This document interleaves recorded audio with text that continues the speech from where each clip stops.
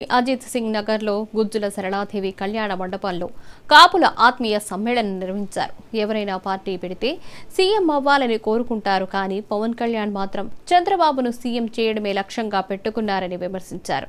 కాపు నేస్తం ద్వారా ఇంటింటికి సంక్షేమ పథకాలు అందించిన ఘనత జగనన్నదే అని కాపు నేతలు అన్నారు. ఈ కార్యక్రమానికి కాపు వెల్ఫేర్ అధ్యక్షులు చింతా శ్రీనివాస్, చింతా చిన్నా నిర్వహించారు. ముఖ్య అతిథులుగా మాజీ మంత్రి Vellampalli Srinivas, division corporator MD Shaheena Sultana, MLC MD Ruhulla హాజరయ్యారు.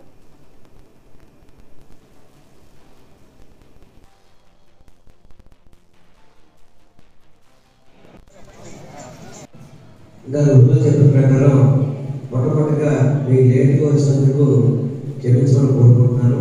వేరే మీటింగ్స్ లేట్ అయిపోయింది. నాకు చిత్తాశీలన 2 రోజుల క్రితం వచ్చాక నేను ఒక సమావేశం ఏర్పాటు చేస్తాను, మీరు కూడా రావాలా మీటింగ్ అని చెప్పన్నాడు. తప్పకుండా వస్తానని చెప్పాను.